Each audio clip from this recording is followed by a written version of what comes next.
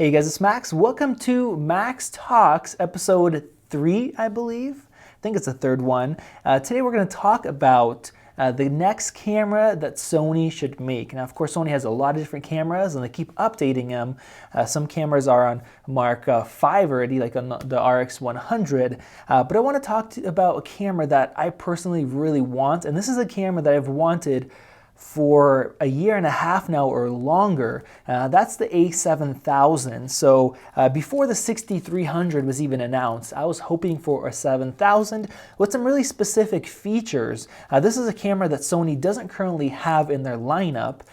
It's basically a very high-end APS-C camera.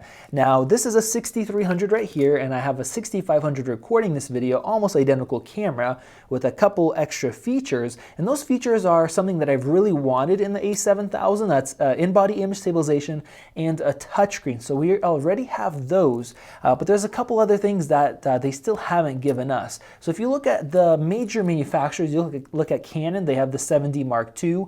Nikon has the D500, and then Olympus has this $2,000 Micro Four Thirds camera. We have the GH5, which is going to be $2,000. So a lot of these companies have some really high-end cameras, either APS-C or even Micro Four Thirds. Whereas Sony, this thing's right now selling for $900 or $1,400 for the A6500.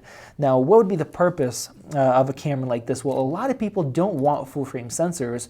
And I'm at the thought now that you don't really need a full-frame sensor with the performance of these cameras. Now, if you don't need a full-frame sensor, there's still some things that you need. One of those things is a good grip for your camera. Now, this A63 or A6500 is really small for APS-C size sensor. It's tiny, and because of that, it's uncomfortable. The dials aren't laid out properly. We don't have a front dial or a back dial. The grip is cramped. They don't make a battery grip extension for it, so there's a lot of downsides. The camera performs great. We have high frame rate. Great buffer performance in the 6500.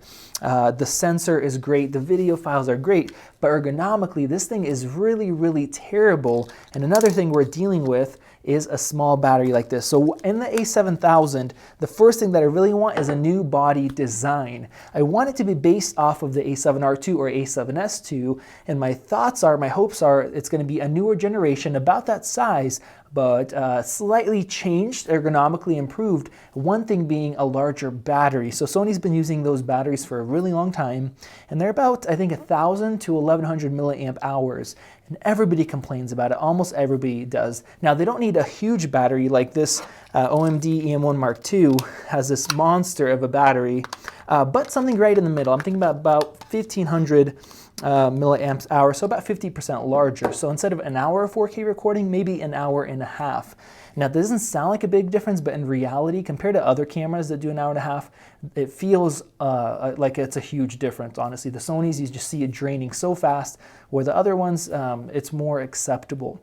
Now, along with the larger battery, one thing that you can do is be able to do dual card slots, like this OMD camera. And if you see here, they filled up the space for the battery. It's huge, and there's almost no room here, and they still fit in 2 card slots. So it is doable.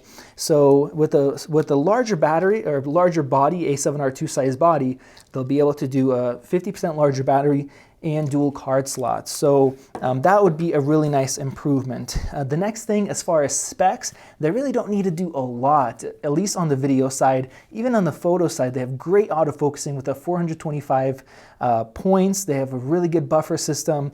The autofocus is really sharp and accurate, so they don't need to change a lot, but one thing they do need to put in is 4K 60 FPS.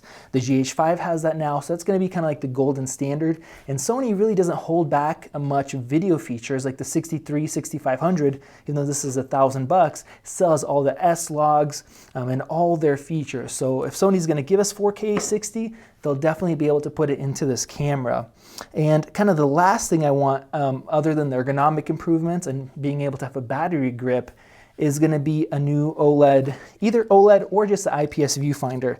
So if you look at the back of this OMD Emo Mark II, which is $2,000, this screen, even though it's not amazing, it's much, much brighter and easier to see than when you're shooting 4K on the Sony. And then same thing with this G85. This is a much nicer screen. So when you're outside, you can actually use it, whereas the 63, 6500, even the A7S II and R2, they're very dim in 4K, they're very reflective. In the technology, these are like TFT screens. It's like 10-year-old or more technology compared to IPS. So there's no reason that they can't step up their game there and really improve it. Along with that, both of these cameras have these flip around screens, which are really the best of both worlds. You can have it flip down like the M5, or flip up, or something else, or just be adjustable. But this really gives you the best of everything. You can shoot yourself, you could do vlogging, or you can even close it to make sure you don't scratch up the screens like you do on a lot of the Sonys. They scratch up pretty easy. Now the last thing, now this is not for the camera specifically, but Sony has this hot shoe mount, which has a lot of these pins, which allows them to have XLR units and lots of attachments.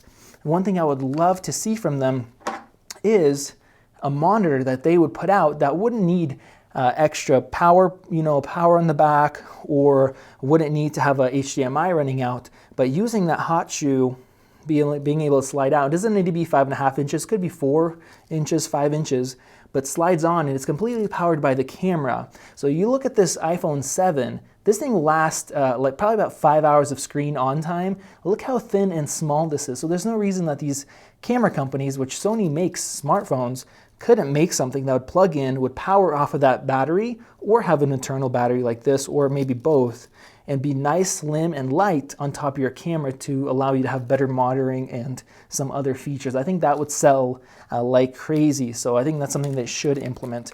So with all these specs, there's not a ton of changes, but I think it'd be about $2,000. It's reasonable, and I think it's something they should kind of aim for, because a lot of these lower end cameras aren't going to be selling very much. As smartphones get better, like this iPhone is really impressive with its camera, they're going to keep increasing, and then the market that buys these dedicated cameras in the $1,000 mark are going to go down.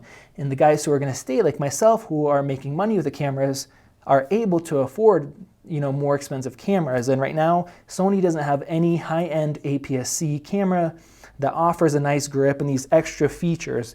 They have their kind of high-end 6500, but it really lacks compared to a lot of these other cameras. So this is really the next camera that I think Sony should make and kind of focus on. And of course, with that larger body, they wouldn't have to worry about overheating like they have to worry about with the 6300 and even the 6500 with extended 4K recording. So let me know what you guys think. What feature would you like to see in an A7000? Or if you disagree with me, if you don't think that they should be making an A7000, maybe focusing on something else, let me know what that is. I'd love to hear you guys' opinions. Thank you guys for watching. If you guys want to see more videos like this one, hit that subscribe button.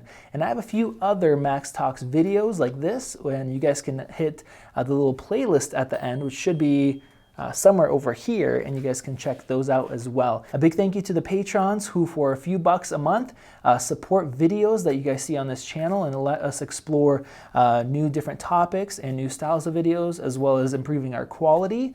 And for a few bucks a month, they get extra perks. So if you guys are interested in that, visit the link in the video description. You guys can find out more and all the bonuses that you guys will get there.